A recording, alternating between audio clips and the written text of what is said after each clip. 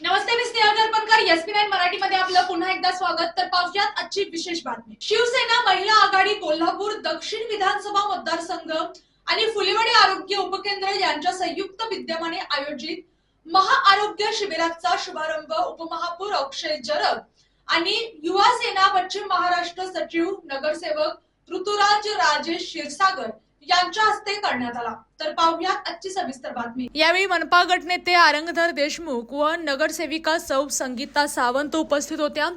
या आरोग्य शिबिरात नागरिकांसाठी जनरल चेकअप, लहान मुलांच्या विविध आजारांवरील तपासणी, त्वचारोग, दंतरोग, हृदयरोग, हेल्थ अँड वेलनेस सल्ला, रक्त तपासणी तसेच डोळे तपासणी अशा विविध सेवा देण्यात आल्या.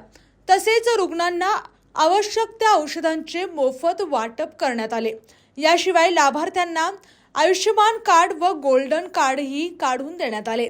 दरम्यान कोल्हापूर महानगरपालिकेच्या राष्ट्रीय क्षयरोग निर्मूलन कार्यक्रम 2026 अंतर्गत जागतिक क्षयरोग दिनाचे औचित्य साधून टीबी मुक्त भारत अभियान फेज 2 अंतर्गत टीबी हरेल देश जिंकेल या आराखड्याचे उद्घाटन करण्यात आले.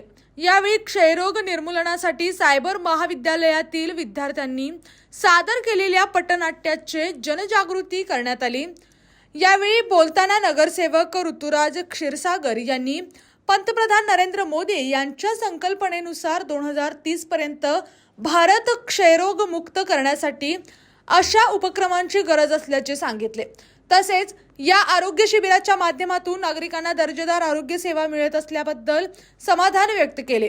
या शिबिराला शिवसेना जिल्हा प्रमुख सुजित चव्हाण, महानगराध्यक्ष शिवाजीराव जाधव, महिला आघाडी कोल्हापूर दक्षिण शहर प्रमुख सौ अमरजाता पाटील, उपशहर प्रमुख सौ प्रीतीताई अतिग्रे, सौ सनातर विभाग प्रमुख सौ वैशाली उगवे, फुलेवाडी आरोग्य उपकेंद्रांचे प्रमुख डॉक्टर सुदर्शन पाटील, गंगा प्रकाश हॉस्पिटलचे डॉक्टर प्रकाश पाटील, दत्त चिकित्सक डॉक्टर चेतन सुंधी, डॉक्टर रुपाली यादव यांच्यासह मान्यवर व परिसरातील नागरिक मोठ्या संख्येने उपस्थित होते.